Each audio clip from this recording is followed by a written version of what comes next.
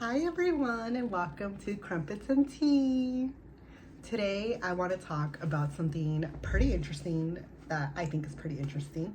I'm currently reading this book, My Grandmother's Hands, and in this book she says something that I think is so interesting that I want to read to all of you, and then I hope that we can discuss it in some way, some format. Give me your ideas, comment them, message me, or think about them. Just in general, think about it. Okay, this is from page 39. Unhealed trauma acts like a rock thrown into a pond. It causes ripples that move outward, affecting many other bodies over time. After months or years, unhealed trauma can appear to become part of someone's personality. Over even longer periods of time, as it is passed on and gets compounded through other bodies in a household, it can become a family norm. And if it gets transmitted and compounded through multiple families and generations, it can start to look like culture. But it isn't culture. It's a traumatic retention that has lost its context over time. Though without context, it has not lost its power.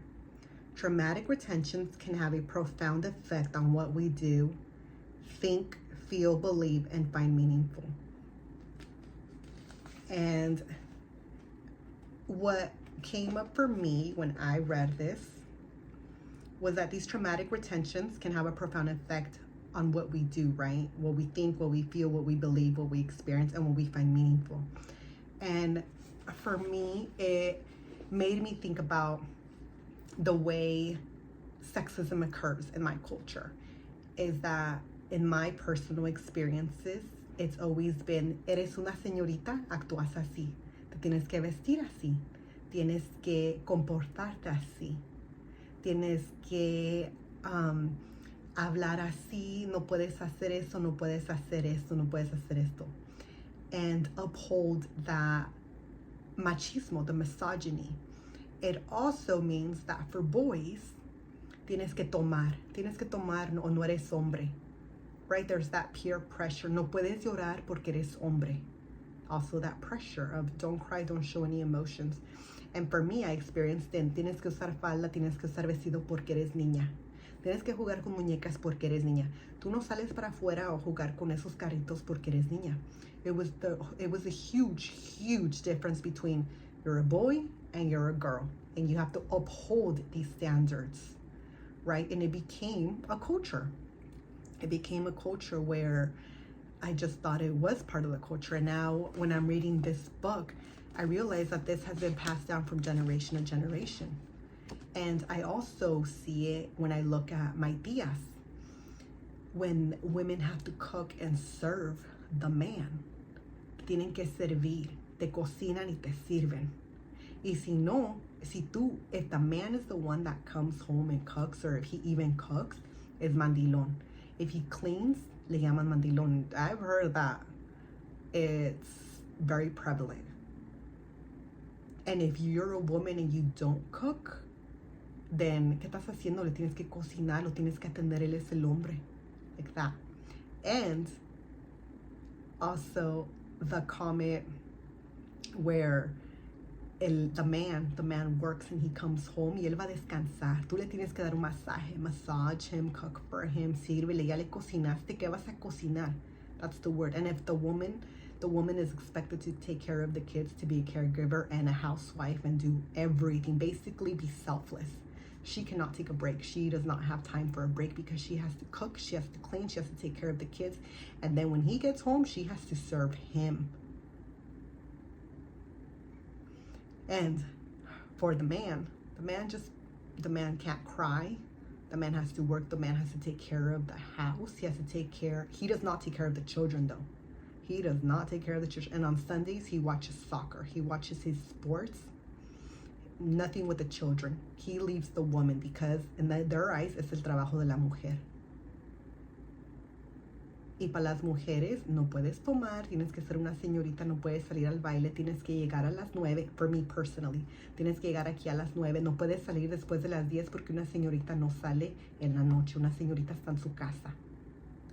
Tienes que aprender a cocinar. Oh, and here's the biggest one. Ah, ya sabes cocinar, ya te puedes casar. How many people have ever heard that comment? Ya sabes cocinar, ya te puedes casar. Meaning, you know how to cook, you can get married. That basically means you're ready to get married because you can now cook and provide for a man. Serve him, take care of him. Not the other way around, or not equal, where it's like he can take care of you now. No, you can take care of him. Let that sink in. How we have been so programmed to believe this, and it's still a norm. It's still a norm. If you go to any party and you've reached a certain age, or you are a certain age, ¿cuándo te vas a casar? Ya te quedaste para decir, what is it? Difuntos or no sé qué, or ya se te pasó el tren. Oh, that one. I got that one a lot. Ya se te pasó el tren. It's like, what the heck? I'm achieving my goals. I'm making my dreams come true. What train? Like, ¿cuál tren? I'm making my dreams come true. I'm going to put myself first. I don't believe in this whole, let me be selfless and take care of the whole world. You know, even though it was. But the moment I met my professor and I started talking to her, and I realized how culture and religion had been imposed in my life, I was like, wait, I'm gonna reject this, and I'm gonna say no, because I have my own dreams and I have my own goals to achieve, right? But that's a big thing. Ya se te pasó el tren, or you know, it's too late for you to get married. Te vas a quedar como tu tía, one of them, you know. And I think reading this and just reading that it's been passed down as a culture, it just sort of like, it just gives me such an awakening, such an eye-opening moment, where it's like, it's not culture. It became part of the culture because it got passed down from generation to generation. And when I hear that, it's just like, wow, you know, the whole hitting too, you know, hitting your wife or talking to your wife a certain way, putting her down, and she has to ask you for permission. That's also something that has been passed down, and that's also something that I've seen, where the woman will say, tengo que pedirle permiso, no le pedí permiso, tengo que llegar hasta ahora porque tengo que hacer esto para él, o tengo que cocinar, you know. And just hearing how men sit up with their feet up and let the women serve them, or if you ever go somewhere and notice that all the women are in the kitchen cooking and all the men are outside drinking a beer, not doing much, you know. And that's something that we call our culture. That's something that I've seen, and just being diminished to that, like, no, si sales no eres señorita, or no puedes estar saliendo con un muchacho y con otro muchacho, ya eres tren corroteado, o ya estás como el tren bien corroteado. I've been called that too. And so when we hear all of this stuff, it's really sad. And then now, even as a woman, if I work and I have kids, when you come home, you still have to work again, right? You have to help them with their homework. You have to take care of them. And I think this is the part where a lot of emotional labor comes in, because if we're trying to break that generational cycle and we tell our partner, hey, you need help with this, you need help with that, you also need to do your part, we're also thinking about that. That's our emotional labor, that's also exhausting. And so a lot of that comes with breaking generational cycles, right? That I haven't seen men necessarily being like their moms take care of them. I haven't necessarily seen them, you know, if a mom is trying to break generational cycles, or she's aware, she may teach her boys, she may buy him dolls as well, and not just the little girl doll. She may buy her boys. I know moms who are trying to break that generational cycle, and they will buy their little boys dolls as well, so that they can also take care of that nurturing, because that nurturing personality, that nurturing aspect, because a lot of girls are told, you're nurturing, you're just going to prepare yourself to be a mother, right? And erase all your other goals. And I think that it's so beautiful when I talk to moms and they're trying to break that generational cycle, and they're buying their little boys everything, just like they're humans, because at the end of the day, we're all humans, but they're teaching them, like, to not be sexist. They're teaching them not to be sexist, and they're teaching them how to also be a responsible human being, right? Because at the end of the day, we're all going out into this world, and we all want to be responsible and take care of ourselves, and not say, oh, I need to find someone que me va a saber cocinar. Okay. Or this one, I've heard this one told to me, No sabes hacer tortillas hechas a mano, no sabes cocinar, you know, and it's like, what? But that's part of the culture, right? And so I think that's so beautiful when women and men are trying to break generational cycles and they raise their kids just the same. Like, hey, if you're gonna play with dolls, you can play with dolls too. You're not just gonna be limited to trucks and dinosaurs. Or I'm gonna buy you a broom and a mop as well, so you can learn how to take care of the home. I'm gonna buy you a kitchen or kitchen stuff, tools, so that you can also be involved in the kitchen, right? It's not just the woman's job. And when we break generational cycles, we think about that stuff. We think it's not just the woman's job, it's a human job. And the moment we also think about that, we realize why people create gender reveals, because gender is to determine whether it's a boy or a girl. And we're already imposing, we as the adult, we're imposing on that fetus that's living in our womb, that human being that's about to come out. We're saying to them, you're gonna wear all pink and you're gonna wear all dresses and you're gonna play with dolls, or you're gonna wear all blue or all green and you're gonna play with dinosaurs and trucks. And we're giving the people, all the adults, consent to say, yeah, buy them this because it's a boy, buy them this because it's a girl, right? Because it's not a gender reveal, it's a sex reveal. We're revealing their sex, whether they have a penis or a vagina. And because I have a vagina and I was born with one, I've always been limited to do girl stuff. Para ser una mujer. And then what happens when I turned 15? I got told, te vas a embarazar, ya te vas a embarazar. Ay, ya cuídate porque te vas a embarazar. And to my mom, ay, ya se va a embarazar. Ay, mírale, ya se va a embarazar. And it's like, wait, why? Why am I going to get pregnant again just because I turned 15? What does that even mean? Right? What does that mean? What is this whole notion in our heads that tells us because she turned 15, she's gonna go and get pregnant? Where did that come from? Where did that get passed down from generation to generation, that notion? Because obviously at some point women did get married as young teenagers and they would get pregnant, but why is that still a thing? Right? That was all I heard growing up. Ya se va a embarazar, ya se va a embarazar. Mírala, ya se va a embarazar. Ya tiene 15 años, and all the men are looking at us and they're saying, that's what I got told. Ya eres mujer, ya te van a ver todos los hombres. This male gaze. Ya te van a ver todos los hombres. Like they're showing you off that you can get married and you're gonna get pregnant. Like what?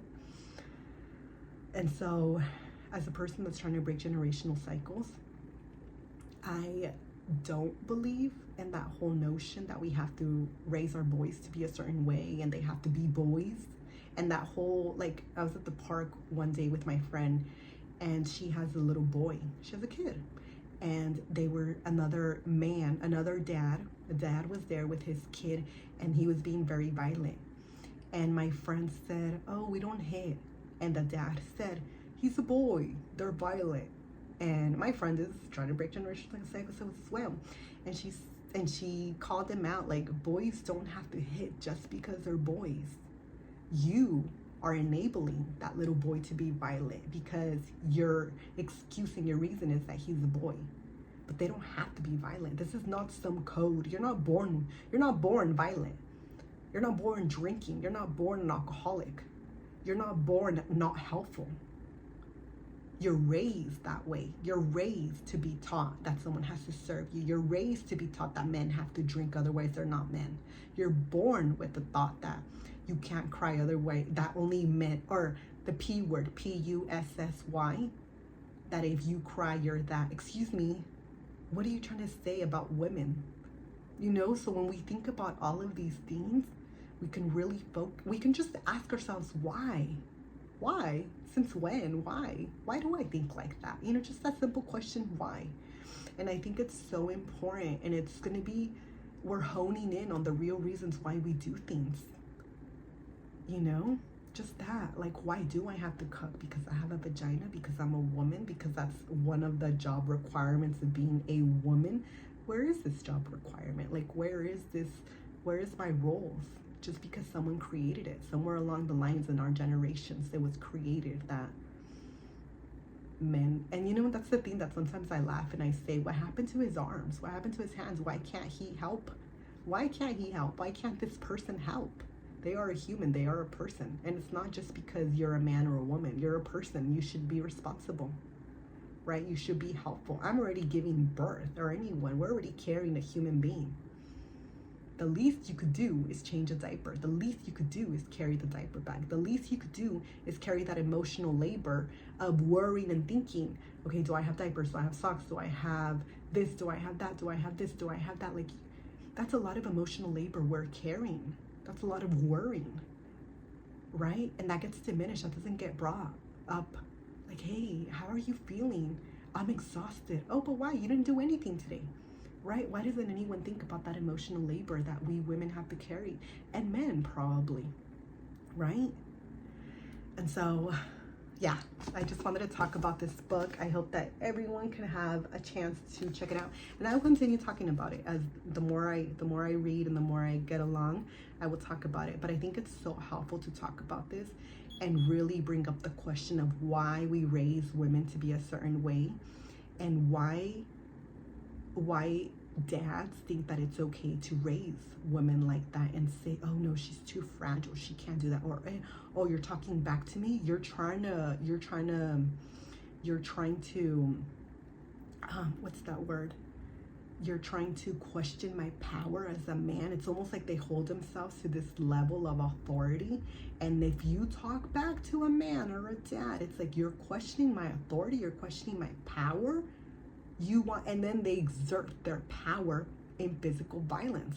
They show us as women their power, right? Their authority, their control. I will rape you. I will beat you up. I will hit you. I want you to be afraid of me. If you're not afraid, then I'm not being a man enough, right? And so I really hope that everyone that has kids or ever thinks about having kids has all of these questions. And if you have nieces or nephews, look at the way we are around them. What are we showing them? What are we demonstrating? Because we are their role models. Adults, whether they're your kids or they're not your kids, adults are role models. Adults are their role models. We show them. We are their example of who we are and what we are. And so I think that it's so important to really question why and look at ourselves and see what's going on around us and how we were raised. The number one thing is, how are we raised, and how are kids being raised today? Are they being taught the same societal values, like the same norms? Are they like my friends who are teaching them, I have a boy, but that doesn't mean anything. He is still getting a mop, he is still getting a broom, he is getting the same exact toys, because it doesn't matter if you're a boy or a girl. He is getting dolls, he is playing with dolls, his nurturing side is also being validated. It's okay to be nurturing as a boy. That is okay. It's okay to be loving. It's okay to say I love you to your kids. It's okay for a man to say I love you and give hugs. It's okay for a man to show his expressions, right? It's okay for a man to say, no thank you, I don't want to drink, right? It's okay for a man to come home and also cook. It's okay for a man to cook and clean. It's okay for a man to carry the diaper bag. All of these things are okay,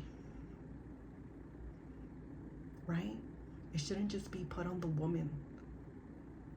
I know a lot of friends as well who work and they have to come home and take care of the children. That's a lot of emotional labor. Where are they going to go to school? I have to go buy them their backpack. I have to buy them their books. I have to buy all this.